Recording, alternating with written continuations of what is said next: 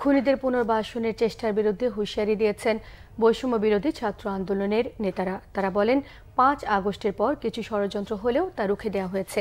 বিকেলে ঢাকা বিশ্ববিদ্যালয়ে বিক্ষোভ সমাবেশে এমন মন্তব্য করেছেন তারা। শেখ হাসিনার বিচারের দাবিও জানিয়েছেন ছাত্র নেতারা। বিস্তারিত সৈকত সাদিকের প্রতিবেদনে। সাবেক প্রধানমন্ত্রী শেখ হাসিনার বিচারের দাবিতে সোমবার বিকেলে ঢাকা বিশ্ববিদ্যালয়ের রাজু ভাস্কর্যে বিক্ষোভ সমাবেশ করে বৈষম্য বিরোধী ছাত্র আন্দোলন। এই বিক্ষোভ সমাবেশে বক্তব্য রাখেন ছাত্র আন্দোলনের অন্যতম সমন্বয়ক হাসনাত আব্দুল্লাহ। এ সময় তিনি আওয়ামী লীগ পুনর্বাসন নিয়ে এক উপদেষ্টার বক্তব্যের কঠোর সমালোচনা করেন। ছাত্র জনতার অভ্যুত্থানের মধ্য দিয়ে আপনি উপদেষ্টা হয়েছেন, সুতরাং তখন কোন বক্তব্য দিবেন? আপনার সামনে যেন ৫ই আগস্টের গণভবনের চিত্রটা মাথায় থাকে, আপনার সামনে যেন ৫ই আগস্টের পার্লামেন্টের চিত্রটা মাথায় থাকে।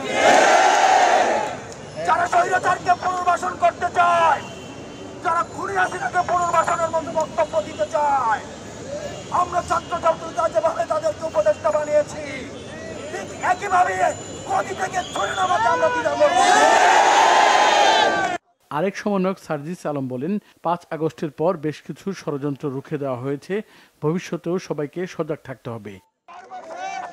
গতকালকে বিচার বিভাগীয় করার চেষ্টা করা হয়েছিল, কিন্তু গত পরশু এবং কাল ২ দিন আপনাদের অক্লান্ত পরিশ্রমে সেই খুব ব্যর্থ হয়।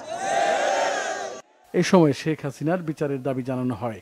এই অন্তর্বর্তীকালীন সরকারের কাছে আমরা দাবি করছি, খুনি হাসিনাকে আসামি করে আন্তর্জাতিক অপরাধ ট্রাইব্যুনালে মামলা দায়ের করতে হবে।